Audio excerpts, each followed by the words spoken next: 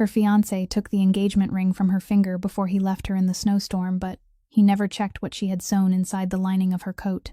Grant Whitfield's taillights faded between the pines, 2 red dots shrinking into the dark until nothing remained but the wind and the sound of her own breathing. Maeve Carlyle lay beside an empty mountain road in the Berkshires, snow pressing cold against her cheek, and she tried to move her fingers. They answered with a dull ache, and that was enough, because pain meant she was still alive. 20 minutes earlier, he had told her they were celebrating 6 years of their engagement. He had even packed her suitcase himself, the way he used to back when she still believed gifts meant love instead of apologies. When the car stopped, his voice stayed calm, and that was what frightened her most. He guided her gently toward the trees as though they were taking a quiet walk, twisted the ring from her finger, and slipped it into his pocket. "They'll think someone robbed you," he said. For 8 years, she had translated Grant into a man she could forgive, turning coldness into stress, silence into exhaustion, control into concern, but there was no kinder meaning hidden inside those words. He looked at her once before returning to the car, not with anger, not even hatred, but with relief, as if leaving her there lifted a burden he had carried for years. Now the cold was settling into her bones, and she pressed her hand against the seam near her ribs. The small flash drive was still there, sewn shut just that morning. Grant believed he was erasing a bride. He never imagined he was setting free the only witness who could read the code that would bury his entire family. If this story touches your heart, please leave a like and share it with someone you love. Don't forget to subscribe so you never miss our daily stories. Now, let's begin. The snow was still falling, and Maeve knew that if she remained where she was, this road would become the last place she ever saw in this world. She rolled onto her stomach, planted both elbows in the deep snow, and dragged herself toward the roadway inch by inch. With every movement, the cold bit more deeply through her thin coat. She could no longer feel her knees. Her hands were so numb that she had to look down to know they were still gripping the ground. She told herself, one more arm's length, then another, as though life itself could be measured in distances that small. Her consciousness began to drift. At times, she thought she could hear her mother calling from the old kitchen. At others, she heard the sound of wheels grinding over gravel. Then she realized that the light sweeping across the pine trunks wasn't an illusion. Headlights, golden and sharp, cut through the curtain of snow like a blade moving slowly through the darkness. 3 black sport utility vehicles rounded the bend, their tires giving a faint hiss before they stopped less than 10 paces from her. There was no horn, no voice calling out to ask what had happened. There was only the sound of car doors opening, firm and precise, as though even sound itself had to obey some unspoken discipline. A man stepped out of the lead vehicle.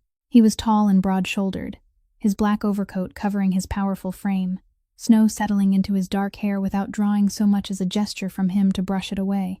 The others climbed out behind him but stopped at a measured distance, silent, like shadows waiting for an order. The man didn't look at her first. He looked down at the road, where the 2 tracks left by Grant's tires were still pressed into the snow before the storm could cover them, his eyes following the direction in which they disappeared into the darkness. Only then did he turn toward her. His eyes were gray and cold, calm and unreadable. They held none of the curiosity of a stranger who had stumbled upon an accident. They looked more like the eyes of a man confirming something he had already known. He walked over, lowered himself onto one knee beside her, and asked in a deep voice, each word clear against the sound of the wind, "Who left you here?" Maeve opened her mouth. Her throat felt frozen. Her lips had split from the cold, and all she managed to force out was a single name, Grant. The man was silent for a moment. Something shifted in those gray eyes. Not surprise, but the quiet recognition of a missing piece finally falling into place. Then, acting on a reflex she couldn't stop in time, Maeve pressed one hand tightly against the side of her coat, directly over the seam she had sewn that morning. The gesture lasted only a second, but 1 second was more than enough.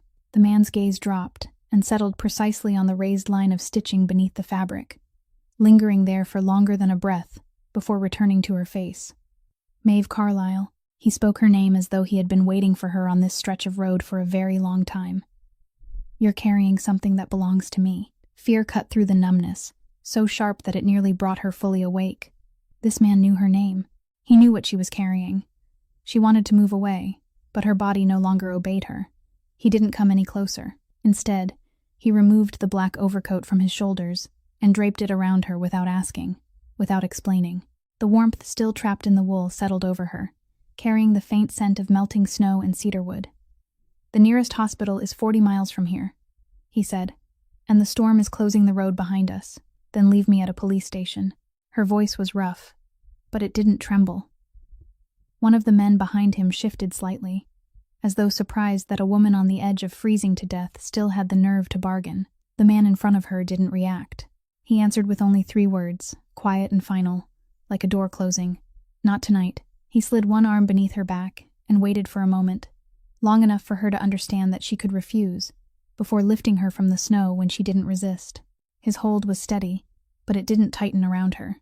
Grant had always said that control was another form of love, but this stranger carried her as though strength and force were 2 entirely different things, and it was that difference that kept her from struggling. One man had already opened the rear door of the lead vehicle.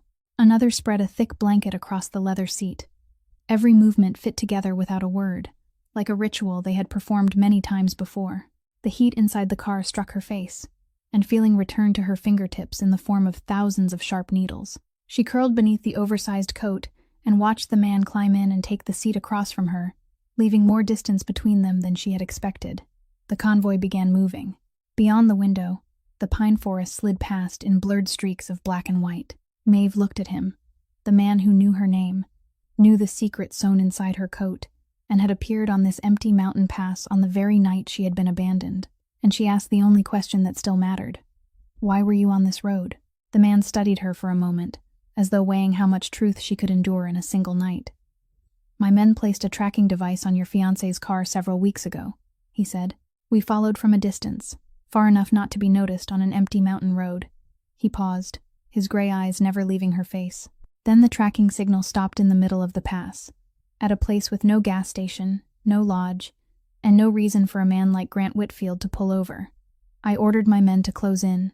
Maeve swallowed painfully and used what little breath she had left to ask another question. "Then what made you certain I was the one lying there?" "I wasn't. But on a dead pass in a storm like this, you don't leave a living soul behind," Ronan said. Warmth slowly spread inward from her skin to her bones, and with it, fear returned. The fear the freezing cold had temporarily numbed into silence. Maeve curled her aching fingers into her palms, looked at the man seated across from her, and realized she was trapped inside a sealed vehicle with armed strangers, while not a single person in the world knew where she was. Grant had already taken care of that. She drew in a slow breath and kept her voice as steady as she could. "Who are you?" The man answered without hesitation, as though his name had never needed to be hidden. "Ronan Byrne." Maeve felt her chest tighten. The name wasn't unfamiliar. It appeared throughout the files on the USB drive pressed against her ribs, repeated again and again among account numbers and records she had barely managed to scan during that trembling morning.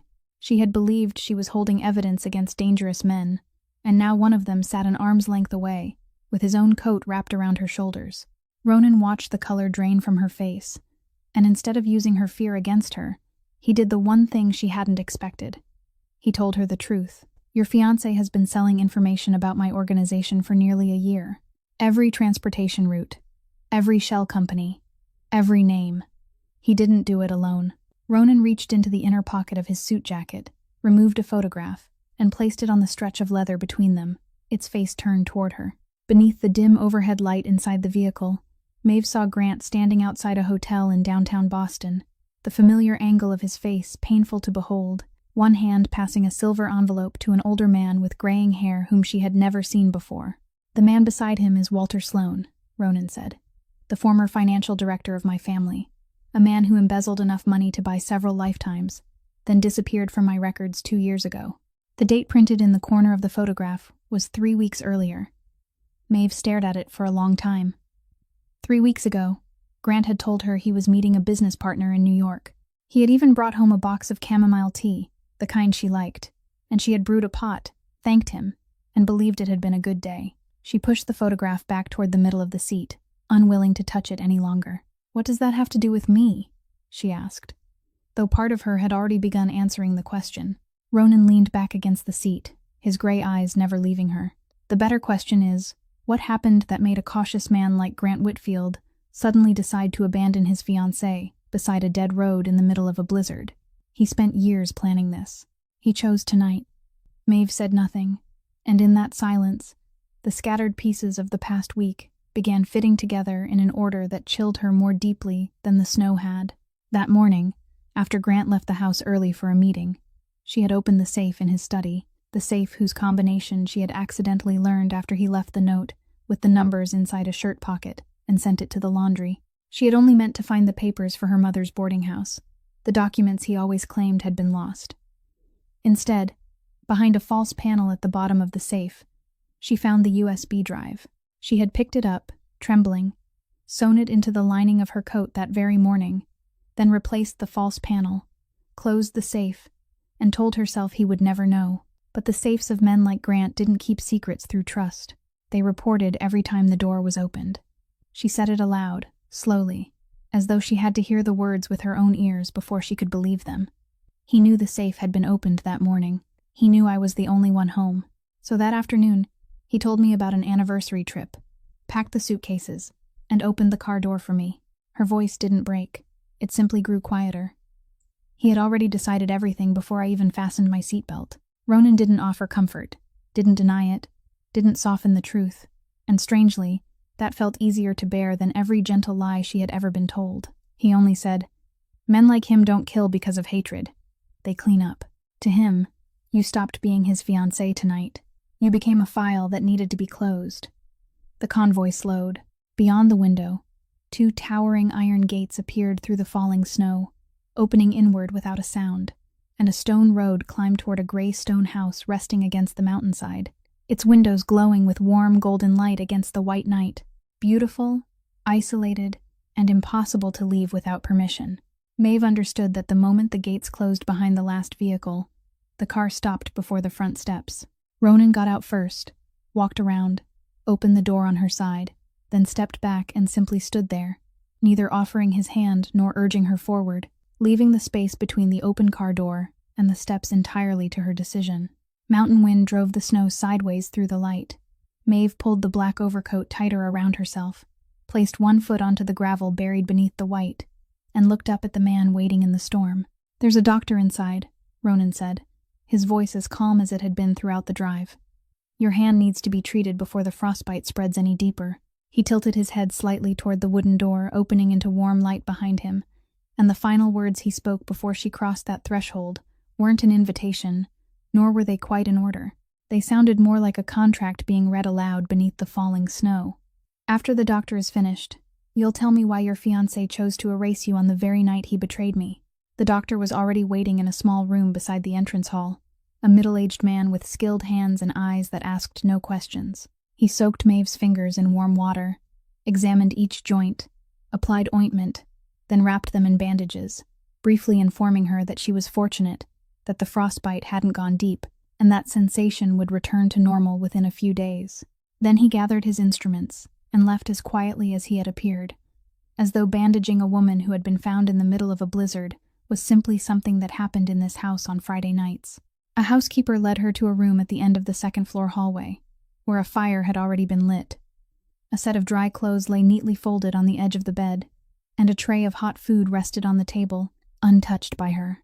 Maeve sat on the edge of the bed for a very long time, listening as the house slowly sank into silence, the last footsteps fading somewhere below the staircase, and then she did what her body had wanted to do from the moment the door closed. She walked to it, placed her hand on the knob, and turned it. The door opened without a sound. The hallway beyond was dark and empty, with no guard in sight. She closed it again, stood still for a moment, then thought perhaps she hadn't turned the knob all the way, that there had to be some kind of mechanism, an outside bolt, an electronic lock, because men like Ronan Byrne didn't allow their possessions to move freely. Nearly an hour later, she returned and tried a second time, more slowly now, more alert, and the door still opened beneath her hand as easily as the door to a hotel room, unlocked. In all the 8 years she had lived beneath the Whitfield roof, no door that belonged to her had ever worked so simply, and that kept her awake more effectively than the sound of any guard's footsteps could have. She returned to the bed but didn't lie down. At midnight, when the fire had burned down to glowing embers, Maeve took her coat from the back of the chair, ran her fingers along the seam at its side, and pulled out each stitch with hands that were still wrapped in bandages. The small USB drive dropped into her palm, cold and light, an inanimate object that had nearly cost her life. On the writing desk beside the window sat a laptop someone had placed there at some point. Its screen partly closed, no password required, an arrangement she understood as an invitation that didn't need to be spoken aloud. She inserted the USB drive and tilted the screen toward herself, shielding the light with her own back. Folders appeared, arranged by year. Inside were contracts, bank statements, photographs, names she didn't recognize mixed among names she had seen that morning, and she moved through them with the feeling of someone walking across a frozen lake without knowing how thick the ice was. Then her cursor stopped. Among the long rows of files named with letters and numbers, there was one whose title couldn't have been typed on any ordinary keyboard, a string of curling symbols that looked like meaningless scribbles to a stranger. But to Maeve, they were as clear as printed words. It was shorthand, an old form of shorthand that almost no one used anymore. And the handwriting, the way the final stroke hooked at the end of every symbol, was something she recognized as instantly as the voice of a loved one heard again after many years apart. Her father's handwriting. For one suspended moment, the cold stone room disappeared, and she was 9 years old again, sitting at the wooden table in the kitchen of the lakeside boarding house, where her father bent beside her with a pencil tucked behind his ear, turning those winding symbols into a private code game shared only between them. Every symbol she deciphered correctly earned her a cookie, and her laughter carried all the way to the stairs when she solved an entire sentence he had written, a sentence that said his daughter was the smartest girl anywhere around the lake. Her father had once told her, in a voice half playful and half serious, though she wouldn't understand the truth of it until much later, that this writing was the finest safe in the world, because every safe could be broken into, but no one could steal what was kept inside her mind. Maeve sat motionless before the screen for a very long time, one bandaged hand resting lightly beside the keyboard, while layer after layer of truth quietly peeled itself open. The USB drive had never belonged to Grant. It belonged to her father. It was what he had left behind, a legacy encoded in a language that had existed only between father and daughter, and Grant, who had kept it hidden behind the false panel in his safe for all those years, who had searched through every corner of her life, had in truth been guarding a dead cipher from which he couldn't read a single line. He possessed the key without knowing that the lock had been sitting beside him, eating at the same table, sleeping beneath the same roof, for 8 years. Maeve pulled the USB drive free and closed her hand around it until the metal edges pressed into her skin, and for the first time since the night of the blizzard, what rose inside her chest wasn't fear. She stood and reached to turn off the light when she heard it, very faintly, drifting up from downstairs through the gap beneath the unlocked door, Ronan's voice speaking to someone on the phone. Most of the words dissolved in the distance, leaving only 3 that reached the place where she stood. 3 words that left her frozen in the dim room. She's still alive. The following morning, Maeve followed the scent of wood smoke down the stairs and found Ronan in the library, a long room lined with dark wooden bookshelves that reached the ceiling, while a steady fire burned in the stone hearth. He stood beside a large table with the sleeves of his white shirt rolled to his elbows, revealing the black lines of a tattoo running along his left forearm before disappearing beneath the fabric, and he looked like a man who hadn't slept much more than she had. A thick file and 2 steaming cups of tea had already been placed on the table. He pushed one of the cups toward her when she sat down. Black tea, no sugar, with a thin slice of lemon resting separately on the saucer.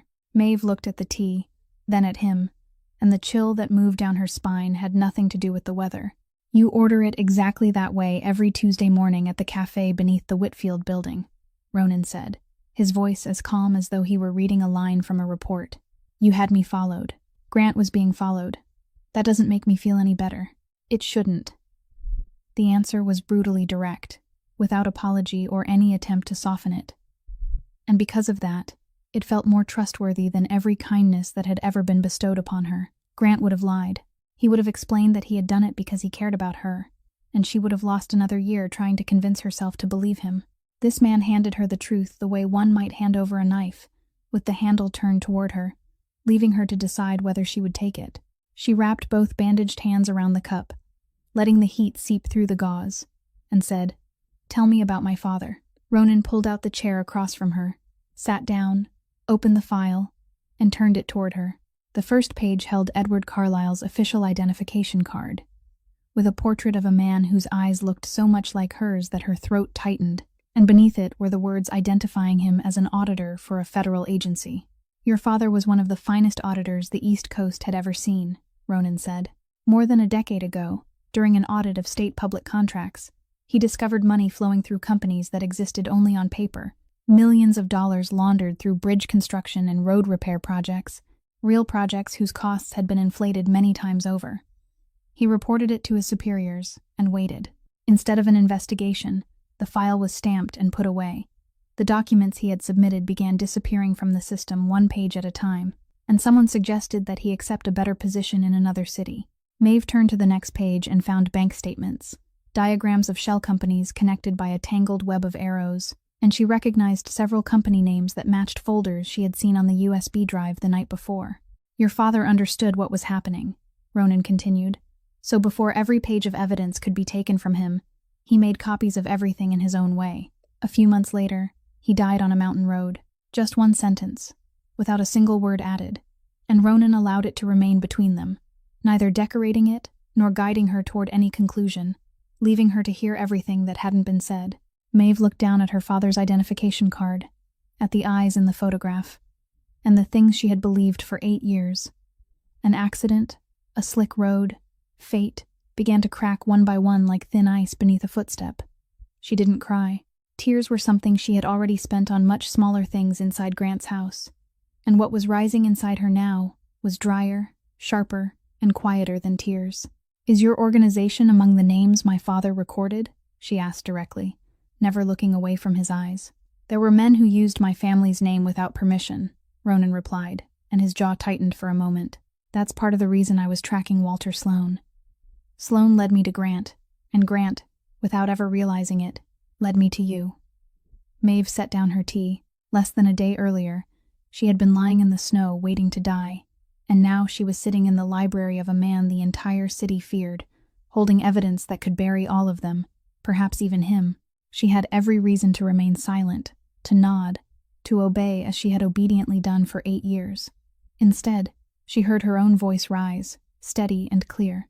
"I'll help you trace all of it, but I have 3 conditions." Ronan tilted his head slightly and waited. "You don't make decisions for me about anything, even when you believe it's for my safety. You don't touch Grant, not because I still love him, but because I want him to pay under the law, through the very documents he treated with contempt. And when this is over, I leave without debt, without obligation, and without anyone following me." She finished and waited for the objections, the bargaining, the arguments about danger and protection she had already learned by heart from another man. Ronan only looked at her through the thin steam rising from their cups, and said one word: "Agreed." "That quickly?" she asked, the words nearly escaping before she could stop them. "I thought men like you never surrendered control." Something passed through his gray eyes. Not quite a smile, but closer to one than anything she had seen from him since the night before. "Perhaps it's time you learned what kind of man I am," he said. Then he stood, fastened his cuffs again, and walked toward the door. At the threshold, he stopped without turning around. "The computer in your room has no password. It isn't being monitored, and no one in this house will ask what you opened. When you're ready to tell me, I'll be here." Then the library door closed behind him, quietly and decisively, and Maeve remained alone among the towering shelves with her father's file before her and the USB drive in her pocket, with no eyes watching from the corner of the room, no ears waiting beyond the door, and she suddenly realized that she was trembling, not from fear, but because, for the first time in many years, someone had closed a door and allowed her to be alone with a secret that belonged entirely to her. Maeve carried the laptop down to the library, where the fire was still burning and no one returned to disturb her. Inserted the USB drive, and this time she didn't skim through it like a thief in the night. She read each folder systematically, exactly the way her father had once taught her to organize everything, from the outside inward, from the oldest to the newest. Then she saw it, a folder sitting modestly among the lifeless company names, labeled with a single word that made her heart miss a beat. Larkspur. The name of her mother's lakeside boarding house. She opened it with bandaged fingers that had suddenly become clumsy. Inside were scanned copies of documents she had believed lost long ago. The deed to the boarding house in her mother's name, bearing the soft curve of a signature Maeve could now only vaguely remember. Tax records from the years when the boarding house windows still glowed at night, and the old sales contract, The same contract Grant had once placed before her, while explaining that the boarding house was losing money, that keeping it would only burden her further, that selling it was the only way she could move forward in peace. Her signature appeared at the bottom of the page, round and obedient, the signature of a 21-year-old woman who believed the boy she had grown up with was carrying responsibilities too heavy for her to bear alone. But it wasn't the contract that seemed to drain all the air from the room. It was the notes attached behind it, messages someone had carefully preserved, exchanges between Grant and Walter Sloan, brief and cold as written commands. Basement and storage rooms of the boarding house searched before transfer. Archive not found. Continue applying pressure. Maeve read the final 3 words again and again, and each fragment of the past 8 years began falling into place with an order that made her stomach turn. Pressure. It was the college friends who slowly disappeared after each time Grant remarked that they were using her, that they weren't suited to the position she was about to enter, until her phone held only names belonging to the Whitfield family. It was the unfinished degree she abandoned, after he convinced her that the family company she would one day join needed her more than any classroom, that continuing school would only delay the life they had already planned, and she had listened, withdrawn her enrollment, and told herself it had been her own choice. It was the secretary's desk placed directly outside his office, where she managed his appointments, wrote his letters, knew about every meeting he attended but was never invited into one, a job with no title on the company chart, no path upward, no way out, only an invisible tether that grew shorter with every passing year. She had called all of it protection.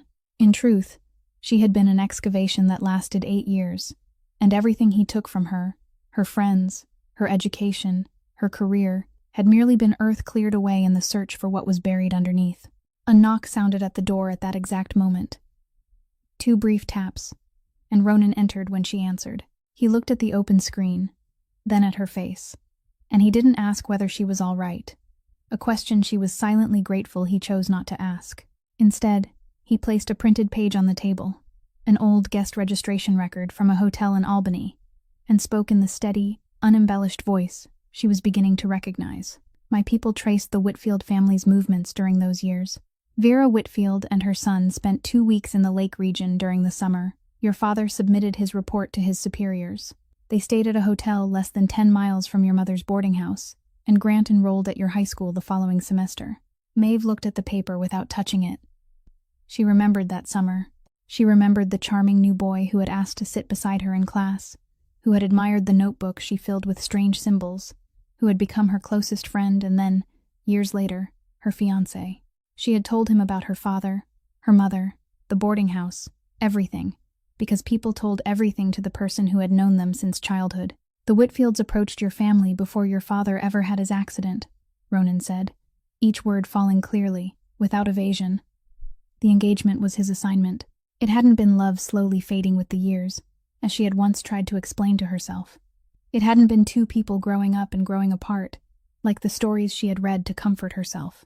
Even that seat beside her in the classroom had been a position of employment, and on the night of the blizzard, she now understood with a cold, piercing clarity. He hadn't abandoned his fiancée. He had closed a failed investigation after 8 years of searching, without finding what he needed, then erased the only witness who knew that investigation had ever existed. Maeve sat perfectly straight in the leather chair, both hands resting motionless on the tabletop, and waited for the pain to strike, waited for the collapse a woman was supposed to feel upon learning that her entire youth had been a paid performance. But pain wasn't what came. The fear that had followed her since the night of the blizzard, that soft, cold fear still wrapped around her chest, was changing shape inside her, hardening, narrowing, sharpening into something entirely different. Something with a point and a direction. She looked up at Ronan, and when she spoke, her voice neither broke nor trembled. There was only one question, placed between them, like a piece on a chessboard. Why, in 6 years, did he never set a wedding date? Ronan opened his mouth to answer, then stopped. His silence lasted longer than usual, longer than any pause she had ever seen from this man who always seemed to have an answer ready. And in those gray eyes, for the first time, she saw something like caution before a door no one had yet opened. That's the right question, he finally said. But I don't have the answer yet. The news arrived on the morning of the 3rd day, when the housekeeper brought breakfast into the library, and Ronan placed a tablet in front of Maeve, without saying a word. because some things had to be seen with one's own eyes. On the screen was the front page of a Boston newspaper, and from the center of it, her own face smiled back at her, an engagement photograph taken 6 years earlier in the garden of the Whitfield estate. She was wearing an ivory dress. Grant stood behind her with both hands resting on her shoulders, and at the time, she had thought the pose looked protective. The headline above the photograph appeared in bold letters: "Businessman Grant Whitfield's fiancé missing. Family pleads for public assistance." Maeve touched the screen, and the press conference video began to play. Grant stood behind a podium in the charcoal gray suit she had personally chosen for him the previous fall. His eyes reddened just enough, his voice catching in exactly the places where it needed to catch, and he told the entire city about his gentle bride-to-be, a woman who had been struggling with emotional instability for several months, a woman who had left home on her own after a crisis, leaving her family consumed by endless worry. "We only want Maeve to come home safely," he said, and a single tear rolled down his cheek at precisely the right moment. "We ask the press and the community to respect our family's privacy during this difficult time. And if you can hear me, Maeve, please come home. No one blames you. We'll heal together." Behind him, Vera Whitfield stood in an elegant black suit, one hand resting on her son's shoulder, her face bearing the perfectly restrained grief of a future mother-in-law struggling to remain strong for the whole family. Maeve watched the entire video, then watched it a second time, not because she wanted to, but because she needed to see every detail of the trap being built around her name. "He cries beautifully," she finally said, her voice so calm that even she was surprised by it. Ronan stood beside the fireplace, watching her instead of the screen. "He isn't looking for you," he said. "He's burying you." Every word in that press conference is another shovelful of earth. Emotional instability, crisis, left on her own. If you step into the light one day and tell the truth, the entire city has already been prepared to see you as a pitiful woman who can no longer tell reality from delusion, and every piece of evidence you present will be doubted before anyone reads it. Maeve nodded slowly, because she understood the mechanism better than anyone. She had lived for 8 years inside a smaller version of it, where every objection she made was gently explained away by Grant as proof that she was too sensitive, too tired, thinking too much, until even she began to believe that the problem was inside her. He was simply doing to an entire city what he had done to her alone for all those years. "Then what do we have?" she asked. Ronan left the fireplace and sat across from her at the table. "2 choices," he said. "First, we release the evidence now. We give everything on the USB drive, along with what I have, to a federal investigator I know can't be bought. Grant and Sloan will be questioned this week, but what we have is only enough to wound them, not enough to bury them. The core of the archive is still locked inside a code only you can read, and we haven't finished deciphering it. They'll hire the best attorneys on the East Coast. They'll point to that press conference, point to an emotionally unstable woman hiding inside the home of a man like me, and everything will be turned back against you." "And the second choice?" Maeve asked. "We do nothing," Ronan said, "and let Grant continue believing you froze to death beneath some stretch of snow no one has found yet. Frightened men hide. Confident men make mistakes. Right now, he's more confident than he has ever been in his life. He has just erased the only witness, played the devoted lover before the cameras, and men who feel that secure begin to move. They meet people, transfer money, search for the last thing they still need, and every movement leaves another footprint in the snow." Maeve looked down at the engagement photograph on the screen, at the young woman in the ivory dress who believed she was loved, and she felt sorry for that girl in the way one might feel sorry for an old acquaintance who had gone very far away. Then she turned off the screen. "We wait," she said, "but we do it my way." Ronan tilted his head slightly and waited for her to continue, and she realized he was keeping his word, refusing to decide for her, even though every instinct in him must have wanted to arrange everything himself. "I need to return to the apartment in Boston," she said. "Not Grant's house. My family's old apartment in Beacon Hill, where I lived before moving in with him. The place that's still in my name because it's the only thing he never managed to persuade me to sell." She paused, and when she continued, her voice slowed as though she were following a thread through memory. "It was the only place my father sent anything during the final year of his life. Boxes of old books, a few pieces of furniture, his desk. At the time, I thought he was simply clearing out his office. Now I think he was leaving something behind for me." Ronan considered it in silence, and she could clearly see the struggle behind his gray eyes. between the man who had always protected everything by controlling everything and the promise he had made in this library. "All right," he finally said, "but you won't go alone. 6 of my men will accompany you, with 2 vehicles, one in front and one behind." "No," Maeve replied, and she heard the steadiness in her own voice like a sound she had never heard before. 6 men dressed in black descending on Beacon Hill would be no different from printing the news that I'm alive on the front page. 2 men, and both remain outside the door. Ronan looked at her for a long moment, and she met his gaze without blinking, because she knew this moment mattered more than every agreement they had made. This was the first time his promise had been tested. 2 men, he finally said, and both remain outside the door. Then he rose and walked to the window, looking out at the snowfall beginning to thin over the mountains, and added one final sentence that made her understand he had yielded without feeling reassured. "But if that door remains closed for more than 30 minutes without a signal from you, Maeve, then our agreement about staying outside no longer applies." They returned to Boston 2 days later beneath a low, heavy, leaden sky.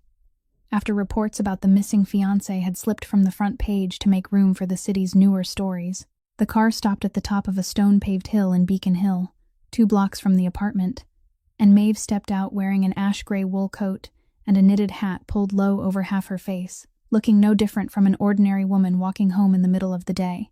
2 of Ronan's men got out behind her and separated to opposite sides of the sidewalk, keeping enough distance that no one would think they were together, while Ronan remained in the car exactly as they had agreed, though she could feel his eyes following her through the tinted glass until she turned the corner.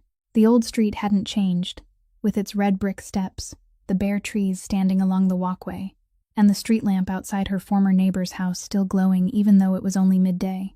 Every detail was so painfully ordinary that her throat tightened, because the last time she had stood there, she had still been someone with an ordinary life. She stopped before the apartment's dark blue door, inserted her key into the lock, and felt it catch halfway. She pulled it out, examined it carefully, then tried again. The lock had been replaced.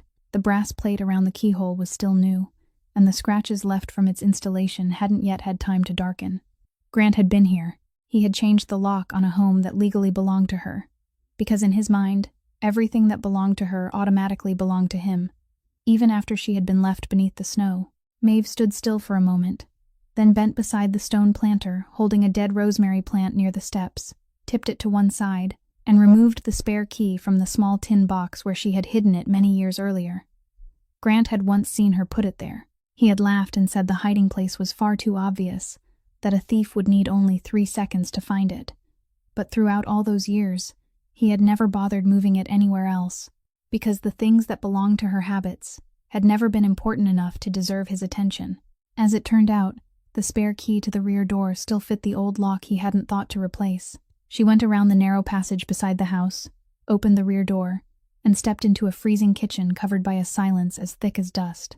The smell of the old house rushed over her, wood, books, time standing still, and beneath it all was another scent that didn't belong there, the faint trace of Grant's cologne. She walked down the hallway and stopped at the threshold of the study.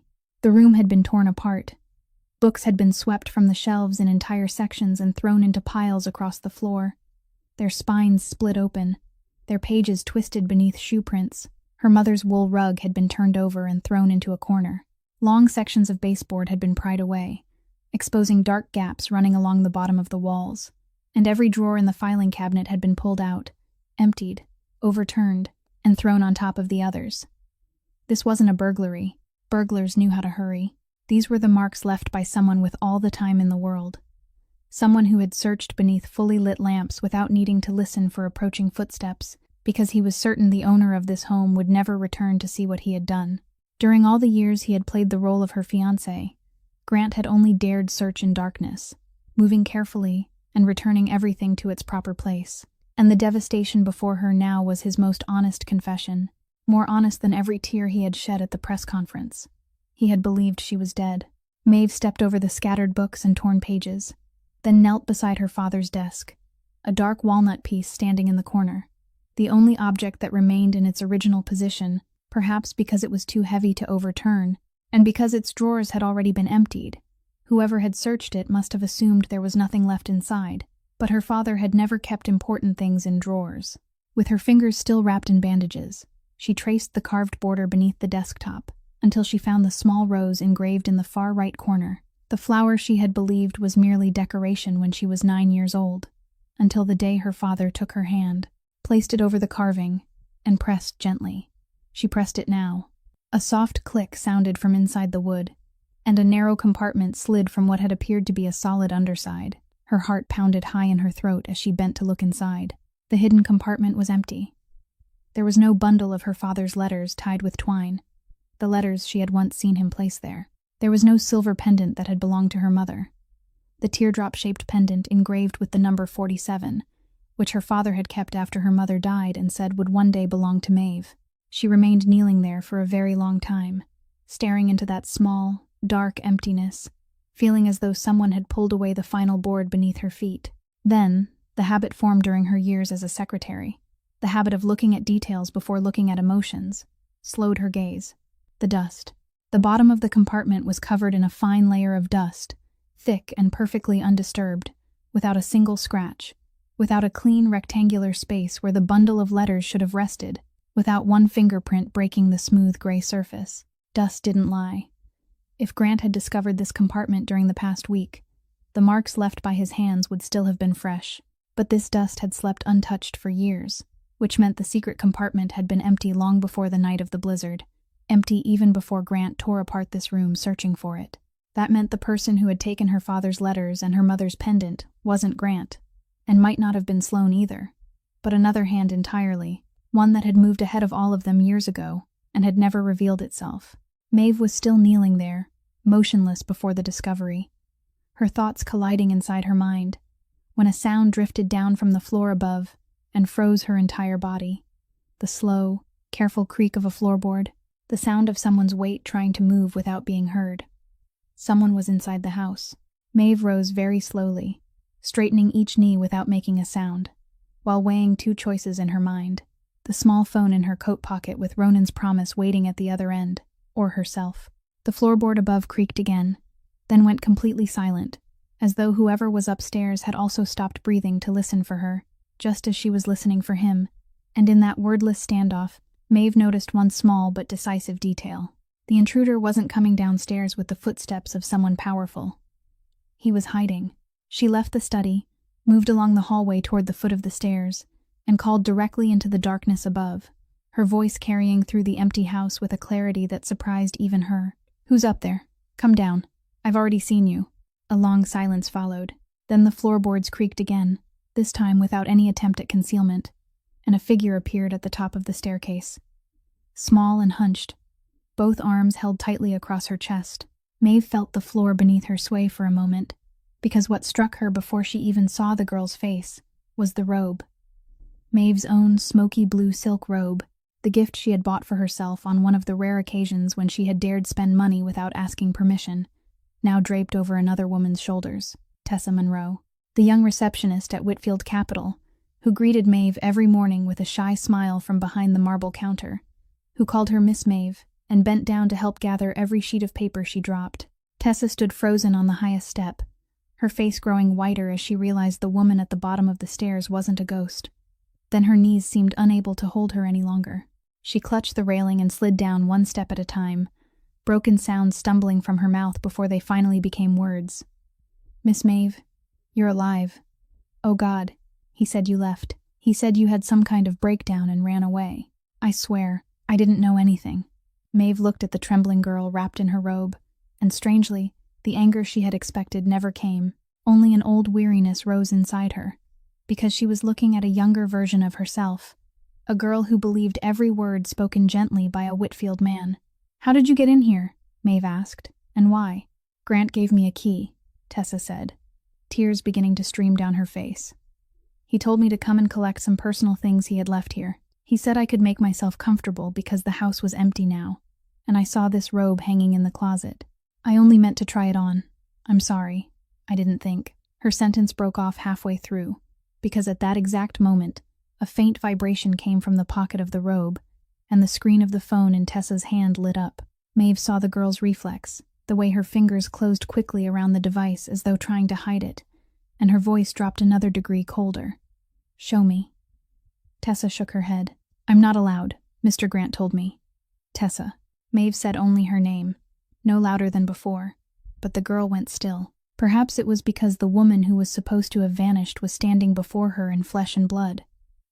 Perhaps it was because the words "I'm not allowed" sounded suddenly terrifying in her own ears. Slowly, Tessa opened her hand and held out the phone. Maeve took it. On the screen was a chain of messages from an unsaved number, and she needed to read only a few lines to understand the entire arrangement. It was Tessa's phone, but the messages weren't meant for Tessa. They were Walter Sloane's messages to Grant, passed through the girl as though she were a living mailbox, so Grant's own phone would remain spotless, without a trace. Bitterness rose into Maeve's throat, because even for his crimes, Grant made someone else carry the name. She scrolled to the newest message, sent only minutes earlier, and each word felt like a piece of ice rolling down her spine. Whitfield says the desk compartment was empty. Either he kept it for himself, or someone got there before us. Find the pendant at any cost. Maeve read it again, and the house around her seemed to grow several degrees colder. Grant hadn't taken it. The message proved that he had told Sloane the compartment was empty. Sloane hadn't taken it either, because if he had, he wouldn't be ordering anyone to find it at any cost. It matched the thick, undisturbed layer of dust at the bottom of the compartment, matched it with a perfection that was almost frightening. A third hand had entered this house years earlier, taken her father's letters and her mother's pendant, then disappeared without leaving a single fingerprint in anyone's memory, not even in the memories of the two men hunting for it most desperately. She took out the small phone Ronan had given her and typed a brief message. Not the emergency signal, only 3 words. Come in. Alone. Less than 2 minutes later, Ronan came through the rear door, his gaze sweeping quickly over Tessa, who was huddled at the foot of the stairs, before settling on Maeve's face. She handed him Tessa's phone, the final message still glowing on the screen. Ronan read it, and Maeve saw something rare happen across the face that never revealed anything. A stillness that lasted longer than a breath, the stillness of a man who had just discovered a piece on the board he hadn't known existed. The pendant engraved with the number 47, he said quietly, almost to himself. Safe deposit box 47. Sloane tried to buy access to it 3 months ago, through 3 layers of intermediaries, and failed. He looked up, his gray eyes meeting hers. Because someone without a name paid more. They left Beacon Hill before nightfall, taking Tessa in the second car.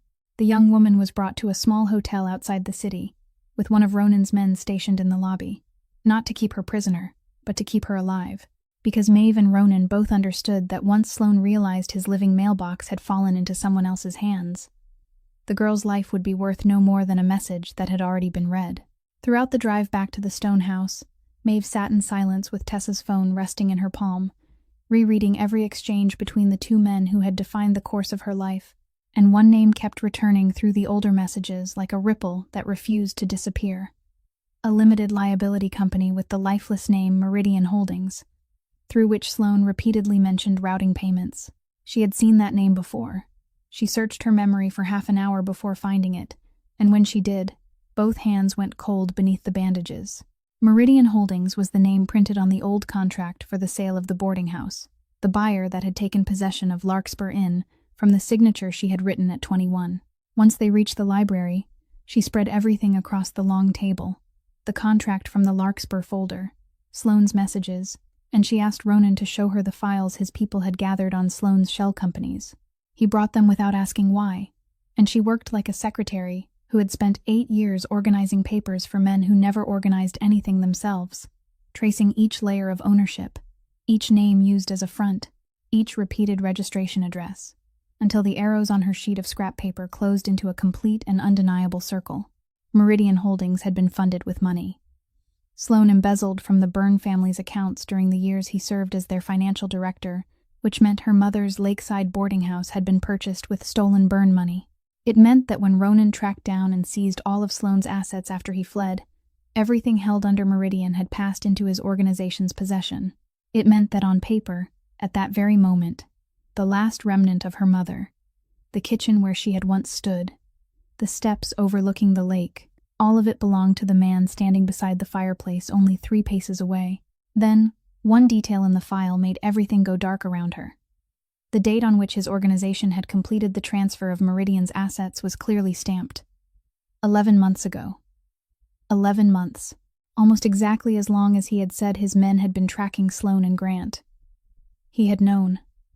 All that time, he had known. Maeve lowered the sheet of scrap paper onto the table, slowly and squarely, then looked up. Perhaps her face had already said everything, because Ronan stepped away from the fireplace and straightened like a man preparing to take a blow he knew he deserved. "You've been sitting on my mother's home for nearly a year. I kept it intact. You kept it from me." The 3 short sentences fell between them like 3 axe blows, followed by silence, a silence so dense that the sound of a piece of wood collapsing in the fire could be heard. Maeve waited for the defense, for the carefully arranged explanations she had spent a lifetime hearing from another man, that it had been for her own good, that she hadn't been ready to know, that things were more complicated than she understood. But Ronan offered no defense. He stood there with both arms at his sides and spoke in the voice of a man reading out his own sentence. "I believed the truth would place you in danger. I thought that if you knew the boarding house was in my hands, you would return to it, and every eye searching for your father's archive would turn toward you." He paused, and his next words stripped away the final support beneath his own argument. "But my silence did that first." Maeve looked at him. The first man who had left her bedroom door unlocked. The first who had walked out of a room and left her alone with her own secret. The man who had agreed to all 3 of her conditions without bargaining, and yet before she had ever named a single condition, he had already placed her outside a truth that belonged to her own blood. This pain was different from the pain Grant had caused. It wasn't the knife of an enemy. It was a fracture running through the only thing she had only just begun to trust. And that was why it cut more deeply. She didn't shout. No tears fell. She simply folded the sheet of scrap paper in half, placed it neatly on top of the files, walked to the chair, took her coat, and headed for the library door. No one stopped her. No hand touched her shoulder. No command called after her. Not even a single footstep followed behind. As she crossed the great hall, Ronan's men only lowered their heads and moved aside, and the heavy wooden door opened before her into the white night. Maeve stepped onto the stone porch and stood beneath the overhang, letting the cold strike her face while she drew slow, deep breaths until the trembling in her chest eased. The snow fell sparsely and straight through the golden light, the distant mountains reduced to a dark outline, and she stood there alone with her anger, turning it over, examining it from every side, until beneath it, another thought slowly rose, colder than any wind moving across the porch. The hidden figure, the one who had outbid Sloane for access to safe deposit box 47, the one who had emptied the secret compartment years earlier, had stayed ahead of all of them at every turn. Someone like that wouldn't stop at a single safe deposit box. Someone like that must already have followed the same path. Maeve herself had only just understood that every secret Edward Carlyle had left behind, every road, every thread, led back in the end to one place, the wooden house beside the lake where everything had begun. And if she could realize that while standing there trembling beneath the snowy porch, then whoever had come before them had understood it a very long time ago. Maeve stood beneath the snowy porch long enough for both hands to go numb again, and when she pushed open the heavy wooden door and stepped back inside, she didn't return as a woman whose anger had faded. She returned as someone who had finally seen the entire board. Ronan was still standing in the same place in the library, as though he hadn't dared move during all that time, afraid that even one motion might close the door she could still choose to leave open. He watched her walk straight to the table, and in his eyes she saw something powerful men rarely allowed anyone to witness, the silence of a man waiting for judgment. "I haven't forgiven you," she said, "and I may not for a long time, but right now, that has to come second." She pulled the map of the lake region from the stack of files, spread it flat across the wooden table, and placed one finger on the small mark beside the water where Larkspur Inn stood.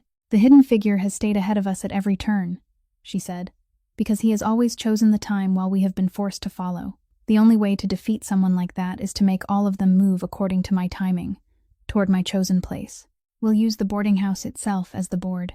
Ronan looked at the map, then at her, without saying anything, and she continued, each step already arranged in her mind from the moment she had stood outside on the porch. "We still have Tessa, and Sloane doesn't know his living mailbox has changed hands. Tomorrow, Tessa will send him a message saying she overheard Grant let something slip while he was panicking, that Carlyle's archive never left the lake region, that it's beneath the basement of Larkspur Inn, hidden there before the boarding house was sold. Half of that message is plausible enough that he won't be able to dismiss it, because Sloane did have the basement searched years ago. But searching a building isn't the same as digging beneath its foundation, and the seed of suspicion I saw in his messages will do the rest. He already believes either Grant kept something for himself, or someone else got there first. This gives him a third possibility that will feel far more comforting, that what he has been seeking has remained buried in the ground all these years. He won't dare go alone because he no longer trusts Grant, and Grant won't dare stay away because he no longer trusts him. Two men who suspect each other will hold each other tightly enough to arrive together, and when they stand inside my mother's house, they'll answer to me. She paused, then laid down her final condition. Your men remain hidden at the outer perimeter, beyond the maple woods, outside the line of sight from every window, and no one acts, no one, unless I press the button. I'll be inside, alone. The silence after those words was different from every silence that had ever passed between them. Ronan straightened from the edge of the table, and for the first time since the night of the blizzard, she heard the true weight carried inside his voice, the weight that made other men fall silent when he entered a room. No. I yielded at Beacon Hill. I stayed outside the door. But this isn't an apartment in a crowded neighborhood. This is an isolated wooden house beside a lake, and there will be two men inside who have already tried to erase you, one of whom was confident enough to do it with his own hands. I won't agree to let you walk into the middle of them. Maeve didn't retreat even half a step. She didn't raise her voice. She simply looked directly into the gray eyes darkening before her and said, "Then don't permit me. Trust me." "Trust isn't permission," he replied, almost forcing out each word. That's exactly what Grant always used to say. The sentence fell between them, and the room seemed to stop breathing. Ronan went still, his entire body motionless, and she saw the words strike somewhere deeper than any argument could reach, because for one brief moment, the man before her saw himself standing on the other side of the mirror, on the side of men who claimed protection as the right to decide another person's life. And he had sworn to himself that he didn't belong there. He turned away, braced both hands against the mantel, and in the firelight she saw his jaw tighten, then slowly loosen, like a battle ending inside a man. When he turned back, he didn't say he agreed. He didn't say she had won. He only reached into his coat, removed the small black phone he had given her before the trip to Beacon Hill, and placed it on the wooden table between them, slowly, as though he were laying down a piece of the man he had once been. "One button," he said, his voice calm again, though rougher than before. "You press it, and I come in." Not one moment sooner, Maeve picked up the phone and felt its small weight in her palm, the weight of a promise being kept through every difficulty it demanded of the person keeping it. And she nodded without thanking him, because between them, words of gratitude had become too light. That night, after every light in the stone house had gone dark, and only the mountain wind whistled through the cracks around the windows, Maeve sat at the writing desk in her room, with a small lamp turned low. Before her, the laptop displayed her father's encoded files, and beside it lay a leather-bound notebook still carrying the fresh scent of paper, which she had found inside a drawer. She began to write.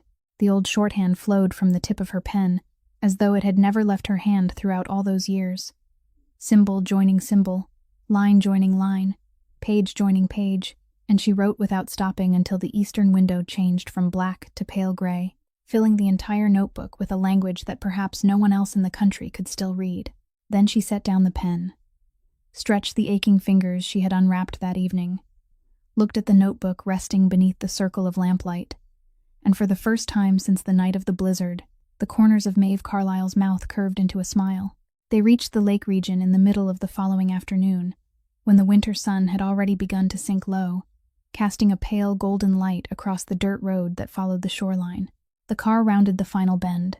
The rows of bare maple trees opened on either side, and Larkspur Inn appeared before Maeve after 8 years of absence, the 2-story wooden house standing silent beside the frozen lake, its faded blue paint peeling away in uneven patches, the sign hanging above the porch so worn that only half the name could still be read, and its shuttered windows facing the water like eyes exhausted from waiting. She stepped out before anyone could open the door for her, stood motionless on the thin layer of snow covering the path, and allowed the memories to wash through her for exactly 1 moment. The kitchen beyond that window was where her mother had once stood every morning while the scent of toasted bread drifted all the way to the lakeshore, and on the wooden frame leading into it, Maeve knew there was still a small mark showing her height at 9 years old, carved there by her father with a knife one summer afternoon. Only that much. She allowed herself no more, because she hadn't come home to remember. She had come to build a chessboard. Inside, the inn was cold and dark, its furniture standing beneath white sheets like bowed figures, dust covering the long wooden counter where her mother had once welcomed guests, and the floorboards giving a soft creak beneath every footstep as though recognizing someone familiar. Ronan's men worked quickly and in silence, checking every room and every entrance, establishing their hidden positions beyond the maple woods according to the exact plan she had drawn, then withdrawing completely and returning the house to its stillness. Maeve walked through the ground floor, pulled the covering from the long table in the center of the main room, and as she began rolling up the cloth, Ronan entered, brushing snow from his shoulders, a thick brown paper envelope in his hand. He placed it on the table before her without speaking, then stepped back. Maeve looked at the envelope, then at him, and opened it. Inside was a set of legal documents, and she needed to read only the first line of the first page to understand what she was holding. A deed transferring ownership of the property. The transferring party was listed as Meridian Holdings and its related entities. The receiving party was written clearly in black ink. Maeve Carlyle. All of Larkspur Inn, the land, the house, and everything permanently attached to it, had been transferred into her name, with no conditions, no obligation in return, and no signature she was required to give in exchange. The notarization date stamped in the corner made her read it twice. 3 days earlier. 3 days earlier had been the night she stood beneath the snowy porch with her anger still whole, before she returned inside and designed this plan, before he knew whether she would forgive him, whether she would remain, whether she would ever look at him the same way again. He had signed the inn back to her on a night when he had no idea what he would receive in return, not even a farewell. It should never have belonged to anyone else, Ronan said. Nothing more. He offered no explanation, claimed no credit for the legal work that must have been forced through in the middle of the night, and didn't mention that he had preserved the property intact for 11 months. Maeve stood there with the documents in her hands, and she didn't thank him. She couldn't speak, and she also understood that she didn't need to, because the man before her wasn't waiting for gratitude. He had already turned away to inspect the window latch, as though what he had just done was no more than returning something lost to its rightful place. Grant would never have done that. Grant gave every gift with both hands, and waited to receive gratitude and obedience in return. Every favor from him had been a loan that accumulated interest, and she had spent 20 years paying it. This man had returned an entire piece of her childhood, without asking her to bow her head even once. The difference didn't erase the fracture between them, but it placed a small, warm ember inside her that she wasn't yet ready to name. She slipped the documents into the inner pocket of her coat, beside the shorthand notebook, the 2 sets of pages that now defined her more than anything else, resting together over the beat of her heart. And they began their work, repositioning the long table, calculating where each person would stand, the placement of the lamp, the distance from the front door to the wooden counter, turning her mother's house into a chessboard on which every square had been arranged by her hand. Darkness fell quickly over the frozen lake, and they were completing the final review when Tessa's phone, now resting on the counter and forwarded to the technician's device, gave a brief vibration. Maeve and Ronan moved toward it together. On the screen, a message from Walter Sloane's unsaved number appeared 1 line at a time. Tomorrow at sunset. Whitfield is coming too. Prepare access to the basement. Maeve released a very slow breath. The fish had taken the bait. The game would begin in exactly 1 day. Then the screen lit again, and one final line appeared, brief and simple. But it was enough to silence the entire house, make the technician jerk his head up, and cause Ronan's hand on the wooden counter to tighten slowly. And she wants to be there. She. Those 2 short words hung over the room throughout the evening, and neither of them wanted to be the first to speak the name they were both thinking. They remained at the long table beneath the oil lamp, while outside, the frozen lake lay pale beneath the moon, and began turning over each possibility like cards placed face down. Sloane had no wife, no sisters, no woman in his life important enough that he would need her permission before acting. Grant had never spoken of any woman with that kind of wary respect. And there was the way the message had been written. She wants to be there. Not she'll be there. Not I'll bring her with me. But wants. A word suggesting that the woman's desire was a command in itself and required no one's approval. Maeve sat before the lamp for a very long time. And then she did what she had avoided since the night of the blizzard. She opened the door to 20 years of memory and stepped through it, not as an adopted daughter looking back with affection, but as a secretary reviewing the accounts of a company whose every number she had begun to doubt. She moved backward through each year, each room, each dinner beneath the Whitfield roof, and for the first time, she allowed herself to look directly at the small fractures she had covered with gratitude for all those years, who had decided to take her in less than a week after her family's tragedy, so quickly that even the attorney had been surprised, who had gently suggested over afternoon tea that she leave college to prepare for her future role in the family company, before Grant repeated those exact words, who had always been the first to suggest delaying the wedding whenever a relative asked, saying they should wait for the perfect time, that the children had their whole lives ahead of them, who had offered to keep her parents' belongings after the boarding house was sold, so the poor child wouldn't have to look at them and feel sad. Each question fell like a drop of water, and everyone flowed toward the same hollow place. Every thread running through those 20 years passed through the same hand when she pulled at it.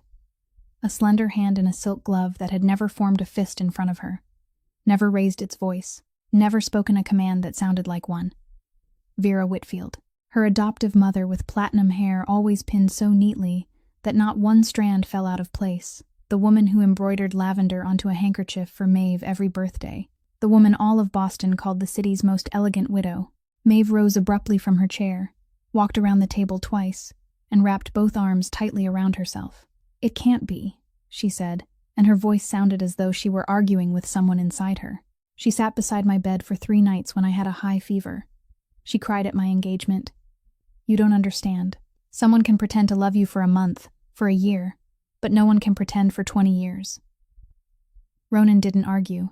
He let her complete a 3rd circle around the table, before quietly opening the leather case he had brought from the stone house, removing a thin set of papers, and placing them on the wooden surface beneath the pool of light from the lamp.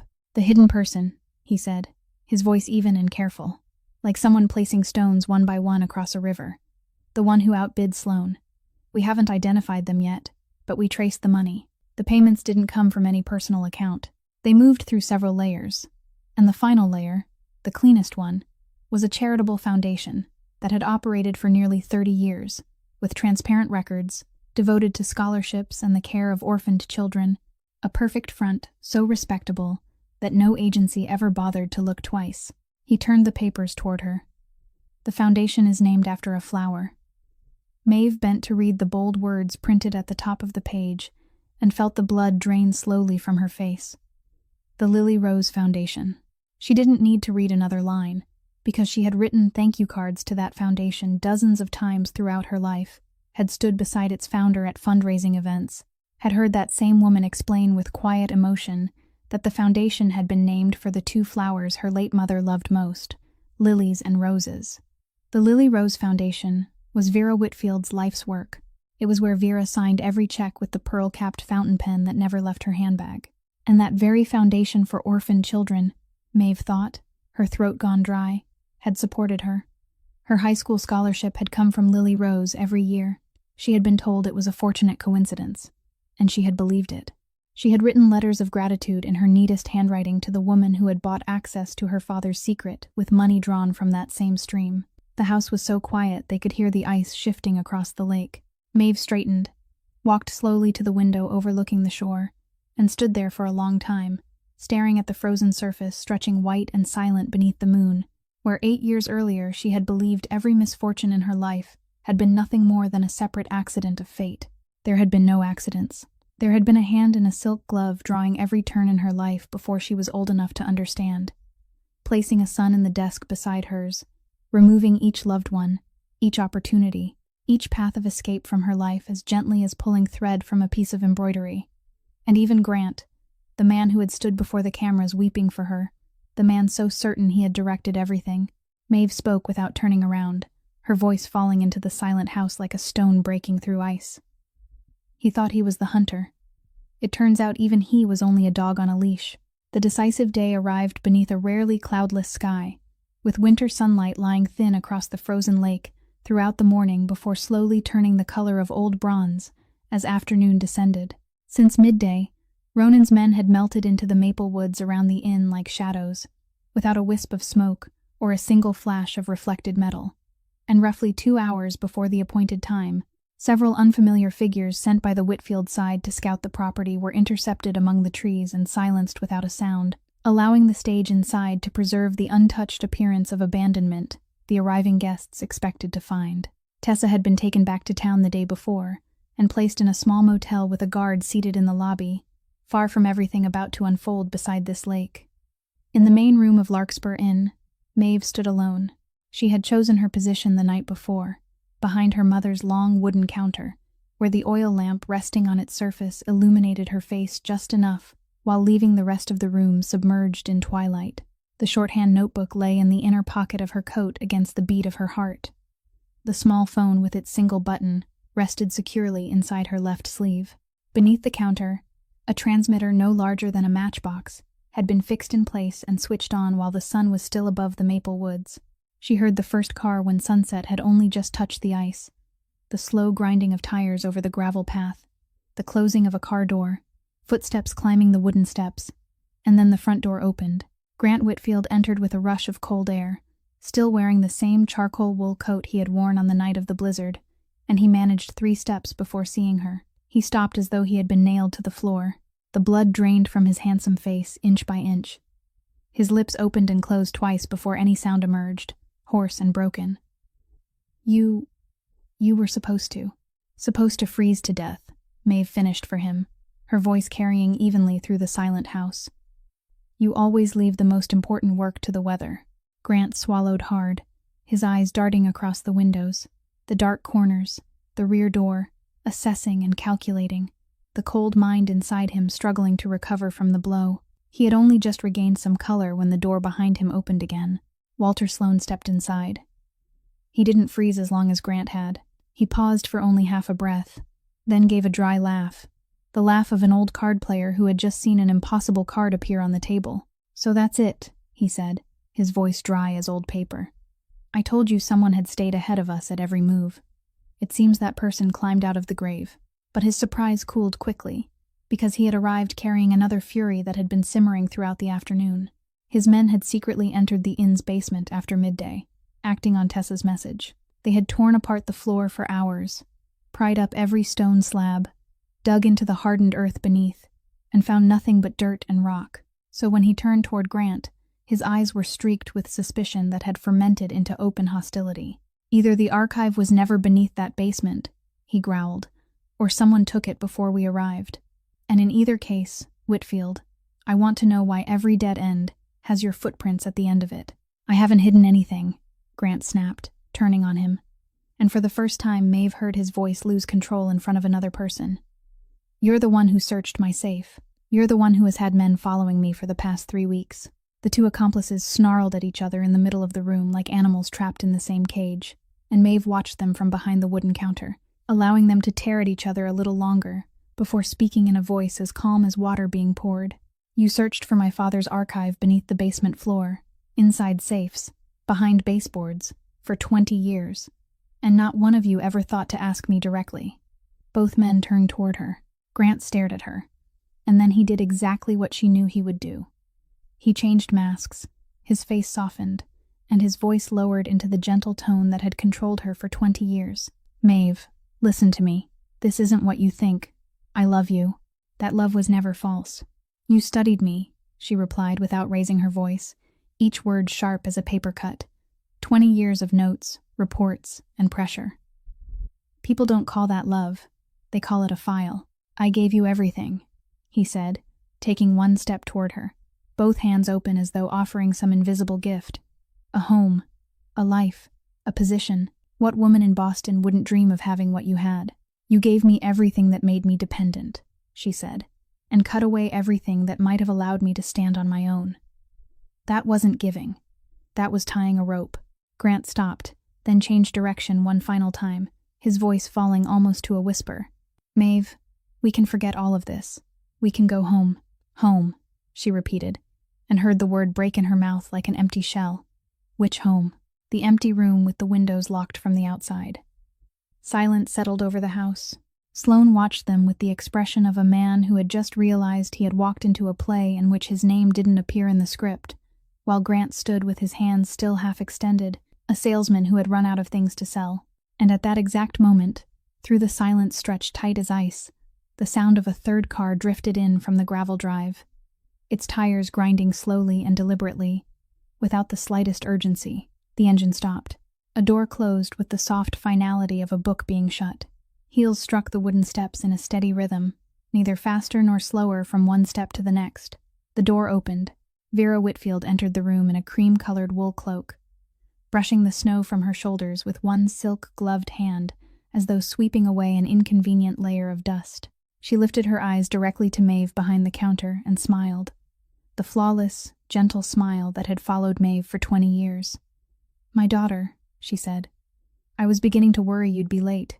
"Mother," Grant blurted out, and that single word held both shock and a question he hadn't yet dared to finish. "What are you doing here? How do you know this place?" Vera didn't answer her son. She slowly pulled the glove from each finger of her right hand, only her right hand, like someone preparing to perform a task that required precision, then let her gaze travel around the room, over the wooden counter, the covered furniture, the oil lamp, with the expression of someone revisiting an old photograph that had never mattered very much. "This place is more miserable than I remember," she said. "The last time I came, at least it still smelled of bread." The words fell as lightly as a leaf, and it was that very lightness that sent a chill down Maeve's spine. The last time, it meant Vera Whitfield had stood in this house before, and no one who had ever lived here had known it. Vera pulled out a chair draped in cloth, but didn't sit. She merely rested her bare hand on the back of it and looked at Maeve with an affection that was almost real. "Do you know what I have always valued most about you?" she said. "You have always been grateful. Rich children demand, poor children resent. But you were grateful. A grateful child is an easy child to teach." She spoke comfortably and without haste, showing no caution at all. And Maeve understood why. In this woman's eyes, tonight was only the final cleanup of a project that had lasted 20 years. Before her stood an adopted daughter alone inside an isolated boarding house. Behind her, she believed, were her own men sealing every exit, unaware that they had been intercepted and silenced in the Maple Woods hours earlier. People only spoke this freely to someone they believed would never have the chance to repeat what they heard. Sloane shifted one step toward the side door, and Vera's voice didn't change as she said, "Stay where you are, Walter. I'll deal with you afterward." He stopped. Grant stared at his mother as though he were looking at a stranger wearing the clothes of someone he knew. "Mother," he repeated, his voice beginning to fracture. "How long have you known about this place?" Vera released a short breath, almost weary at having to explain something so obvious. "Since before you could read a map, my son. Who do you think chose this lake region for that summer holiday? Who selected the school you transferred into? Who told you which little girl you should sit beside in class?" She turned toward Maeve and continued in the voice of someone telling a bedtime story. "Your father was a gifted man. I have always acknowledged that. He uncovered something that people far more intelligent than he had worked very hard to bury. And when I learned that he had copied everything before the case was closed, I understood that the Carlyle family would need to be carefully looked after. I ordered your family approached that summer, before your father's accident, so that when the tragedy came, there would already be open arms waiting to bring you exactly where I wanted you." Maeve stood behind the wooden counter with both hands resting on its surface so they would have something to hold, and asked the question she had carried from the library in the stone house, the question Ronan hadn't been able to answer. "Then, what about the 6-year engagement?" Vera smiled, and for the first time, that smile revealed a trace of genuine pride. "You're sharper than I expected. Yes, that was me. I forbade him from marrying you until the archive was placed on my table. Marriage is a legal doorway, my daughter. A wife has rights. A widow has inheritance rights. A girl carrying the Whitfield name while holding her father's secrets inside her mind would be 10 times more dangerous than an obedient future daughter-in-law waiting for a wedding. So I kept you exactly where you belonged. Close enough to watch, and far enough away to remain harmless. 6 years, and 6 more if necessary." Grant stepped backward until his lower back struck the edge of the long table. "You're lying," he said, sounding more like a child than a man. "I delayed the wedding because of the company, because of the timing. That was my decision." "Oh, my son," Vera said with a tenderness so cruel it cut through the room. "You have never made a decision that was truly your own. And because I know you'll ask," she continued, turning slightly so she could look at both men at once. The pendant you have both been digging everywhere to find. I took it from the hidden compartment in the Beacon Hill desk years ago. I took it myself, one afternoon when the girl brought me home for tea. I didn't tell you, Grant, because I never trusted you either." The words settled, and Maeve witnessed something she had never seen before. Grant Whitfield collapsed while still standing. He didn't fall to his knees or lower his head. Something inside him simply broke with a sound that was almost audible. His shoulders sank, his eyes emptied. The hunter who had spent 20 years stalking his prey had finally seen the leash around his own neck, and it was held by the hand that had given birth to him. Sloane broke the silence with a dry burst of laughter. "So that's how it was," he said, and his old fox eyes moved quickly, recalculating his entire position in a single second. Then he chose the move of a professional survivor and turned fully toward Maeve, as though addressing a judge. "Girl, I was only the hired man who kept the books. I never ordered anyone to do anything to anyone. And as for what happened on that mountain road all those years ago," he jerked his chin toward the woman in the cream cloak. "Carlyle's car didn't skid by itself. The house went completely silent." Maeve looked at Vera, waiting for a frown, a denial, anything human.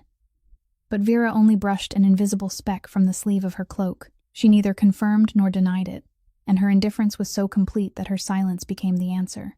Then she turned back toward the wooden counter and extended her bare hand toward Maeve, palm upward, white, soft, and clean. "The USB drive, my daughter," she said, her voice still as warm as every Christmas Maeve had ever known. "I took care of you for 8 years. Consider it my payment." Maeve looked at that hand, the hand that had welcomed her into their home, pinned flowers into her hair on the day of her engagement, and drawn every turn of her life in invisible ink. Then she reached into her coat, removed the small USB drive, and placed it in the center of that pearl-ringed palm, slowly and decisively, without so much as a tremor in her fingers.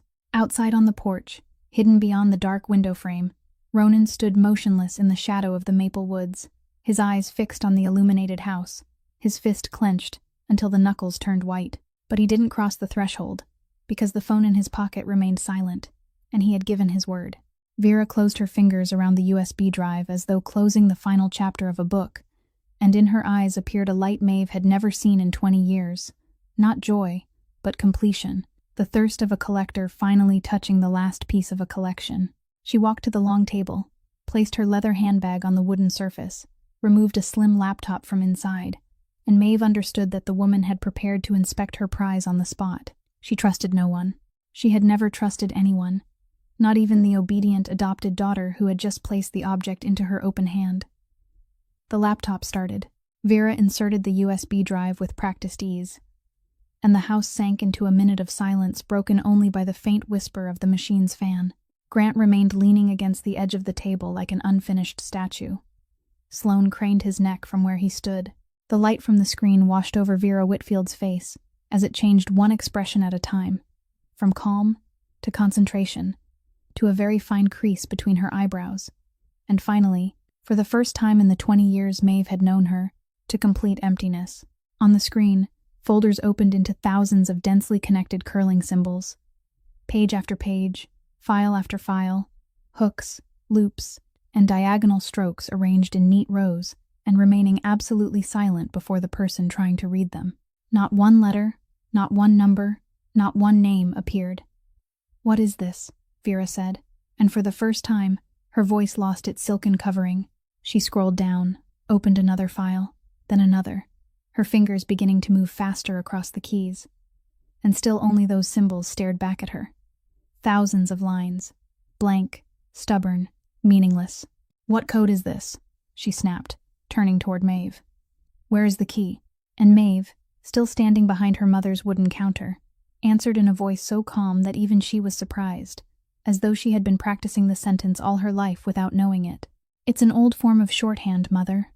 A system that has fallen out of use, further altered by my father according to rules of his own. My father didn't hide the evidence from you. He hid it inside me." The house went still, and she continued slowly, allowing each word time to settle into the 3 people standing in the middle of her chessboard. "You dug through basement floors, broke into safes, pried away baseboards, bribed banks, and tore apart 20 years of my life searching for an archive. But none of you ever asked what locked it. It wasn't locked with an object. It was locked with a person. Every page on that USB drive. Every document inside the safe deposit box whose access you purchased. All of it was written in a language that only one person in this world can still read, and the only key isn't hidden inside any safe. It lives in the memory of the child. Her father began teaching at 9 years old beside the wooden table 3 steps from where you're standing. My father knew he couldn't defeat you with documents. Documents can be burned, bought, replaced. So he chose the only safe you could never break. And fate has a cruel sense of humor, Mother. You brought that safe into your own home, fed it, educated it, embroidered handkerchiefs for it every birthday, for 20 years, without ever knowing. Vera stood motionless beside the laptop, and Maeve saw the exact moment the woman understood everything. Not only the code on the screen, but why her adopted daughter had so obediently placed the USB drive into her hand. Giving it away had cost Maeve nothing. And because, Maeve lifted her left hand from the counter and pulled back her sleeve, revealing the small black phone resting in her palm, a green signal light blinking steadily at one corner of the device. Every word spoken inside this house from the moment you crossed the threshold and brushed the snow from your cloak has been transmitted directly to a federal investigator in Boston, a man no one on your list can buy. Your admission that you ordered my family approached before my father's accident. Your admission that you took the pendant. Your admission that you forbade your son from marrying me so you could keep me in place. Your silence when Mr. Sloan said the car didn't skid by itself, and the moment you took federal evidence from my hand. All of it, along with a complete translation of the archive that I copied into a notebook through an entire sleepless night, is now resting on the desks of people the Lily Rose Foundation can't afford to sponsor. She looked directly into the eyes of the adoptive mother, who was beginning to lose control, and placed the final words between them like a checkmate piece. You spent 20 years hunting. I needed 20 minutes. A chair crashed to the floor. Sloan lunged toward the side door with astonishing speed for a man his age, his hand already reaching the knob, when a voice came from the main entrance, deep and even, no louder than the wind moving across the lake. Don't. Ronan Byrne stood in the open doorway with snow resting on the shoulders of his overcoat. No weapon in his hands. No one beside him. Only his presence filling the room like water flooding the hold of a ship. Walter Sloan, who had survived 30 years among the most dangerous men on the East Coast, released the doorknob, stepped back twice, and stood still. No one was touched. No hand was raised. No shout broke the air. There were only 4 people standing inside the old boarding house of a woman long gone, each of them pinned to the floor by the weight of what they had done, and in the silence stretched tight as the surface of a drum. From far across the frozen lake, the first siren drifted toward them, thin as a red thread drawn through the darkness, then growing thicker, closer, multiplying into layer upon layer of sound as it approached Larkspur Inn along the snow-covered road beside the water. Blue and red lights swept across the windows of Larkspur Inn, spilling over the cloth-covered furniture like streaks of color running across snow, and the official vehicles came to a stop before the porch, without a single sharp squeal of brakes. The federal agents entered in orderly silence, without shouting or pushing, only clear voices reading each right and each arrest warrant, as though they too understood that this house had already witnessed enough chaos for one lifetime. Sloan held out both hands, his head lowered, his mouth already murmuring about attorneys and cooperation agreements, the professional survivor beginning his final game from the very second the handcuffs closed around his wrists. Vera Whitfield didn't resist. She asked for a moment with a graceful nod to the agent standing before her, then slowly pulled the silk glove back over her right hand, smoothing every crease at the wrist, and adjusting the edge until it lay perfectly straight, as though preparing to attend an afternoon tea.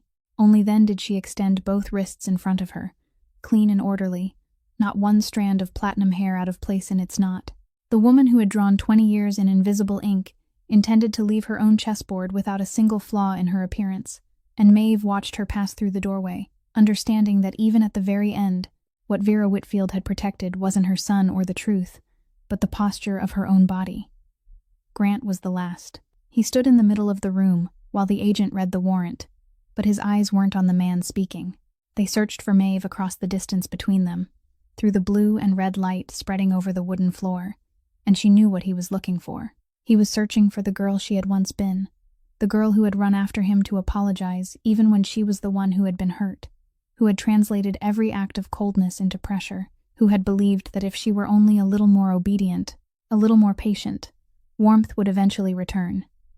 He searched for a long time, and on his face, Maeve saw the moment he understood what she had known since the night she lay in the snow. That girl was no longer there. Before the agents led him toward the door, Maeve raised one hand and asked for a minute, then walked over and stopped in front of him. He looked at her, and something close to hope flickered in his empty eyes. She reached into the inner pocket of his charcoal wool coat, the pocket directly over his heart, where the instinct of a woman who had organized his life for 8 years told her to look, and her fingers touched a small, cold circle of metal. The engagement ring. He had carried it with him since the night of the blizzard, through every press conference, every tear shed before the cameras, every day spent playing the shattered man. The ring had remained in his pocket like a receipt for something he believed he owned. Maeve drew it out and held it between them so he could see it clearly. Then she turned away, walked toward her mother's long wooden counter, and placed the ring on its surface. The sound of gold touching wood was faint and dry in the silent room. "You left me in the cold because you believed I couldn't survive without you," she said without turning around, her voice no louder than the flame of the oil lamp. "You were wrong." No answer came from behind her. There were only the footsteps of a man being led away, the closing of car doors on the gravel drive, and the clusters of blue and red light disappearing from the windows one after another, returning the house to the weak golden glow of the oil lamp and its familiar darkness. Larkspur Inn became quiet again. Only then did Ronan leave the doorway, cross the room, and stop at a distance close enough to speak without raising his voice, yet far enough not to cross any boundary. "What happens now?" he asked. "I leave," Maeve said. She saw his jaw tighten, saw the brief struggle behind his gray eyes, and then he nodded, slowly and heavily. "My car will take you." "No car," she interrupted, gently but firmly. "You promise not to decide for me." Ronan was silent for a moment, and what he did next was worth more than every beautiful speech she had ever heard. He stepped back half a pace and lowered his head slightly. "You're right." Maeve fastened her coat, picked up the flashlight from the counter, and walked toward the door, past him, past the long table where the laptop still displayed thousands of lines of her father's code, past the 20 years that had just closed behind her. After 3 steps, she stopped. She didn't turn all the way around. She only tilted her head enough for her words to travel in the right direction. "When I'm ready, I'll decide whether you belong in my life." Then she pushed open the door and stepped onto the porch, where the snow had stopped falling and the night air was sharp as glass. Behind her, beneath the warm golden porch light of the inn, the man powerful enough to make an entire city bow remained exactly where he stood. He didn't follow. He didn't call after her. He only gave her the one answer she needed to hear. "The choice is yours." 6 months later, spring returned to the lake, and Larkspur Inn stood beneath a fresh coat of pale blue paint, as though time had turned backward to the finest years of its life. The new sign glowed above the porch, every letter carefully painted in the exact style her mother had once chosen. And beneath that roof, 2 new lives were unfolding at the same time. Downstairs was a warm little tea room, where wooden tables stood beside windows overlooking the lake now freed from ice, and where Maeve worked behind the same long wooden counter her mother had once stood behind, preparing tea for guests with hands that had fully healed from the frostbite of that winter. Upstairs was a free legal office, and a support fund for women trying to leave controlling relationships, established with the very assets recovered from the Whitfield family, so that money once used to build a cage around one woman could now become the key that opened cages for many others. The sentences had been handed down before winter ended. Vera Whitfield received the harshest punishment. The woman who had kept her silk gloves spotless throughout her life was brought down by the very pages she had believed no one in the world could read. Grant signed a plea agreement in exchange for several fewer years, and Walter Sloane, true to the instincts of a survivor, became a witness for the prosecution. Maeve had once imagined justice would arrive loudly, like thunder, but true justice turned out to be very quiet. It sounded like children laughing around a table of warm apple pie on the tea room's opening day, like a little girl standing beneath the sunny porch, sounding out each letter on the newly painted sign, before crying out with delight when she managed to read the whole name, Larkspur. For 3 months after that night beside the lake, Ronan didn't call, didn't appear, and didn't send flowers. Once each week, a small envelope was quietly placed inside the mailbox by the porch, and inside was a handwritten note containing only one sentence. "I hope you're building something that belongs entirely to you." There were no demands, no reminders, no expectation of a reply.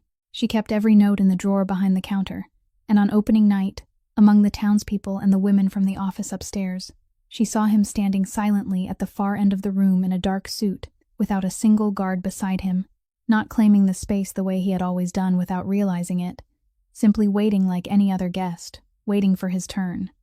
When she crossed the room and stopped before him, he didn't speak in grand promises. He only extended one hand, palm upward, and asked two quiet words, a genuine question rather than a declaration of possession. "May I?"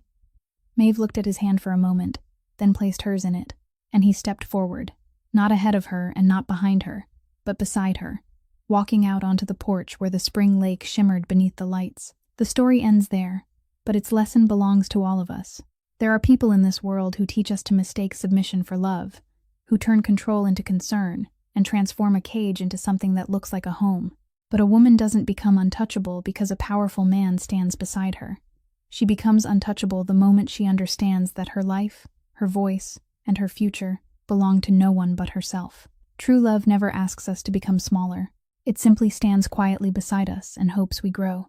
If Maeve's story touched your heart, please subscribe to our channel, leave a like, and share this video with the people you love so we can continue discovering more compelling stories together every day. How did this story make you feel? And which moment moved you most deeply? Please share the thoughts from your heart in the comments below. We always look forward to reading every word you choose to tell us. We wish everyone watching this video abundant health, a joyful life, and peace in every day ahead. Goodbye, and we'll see you again in the next video.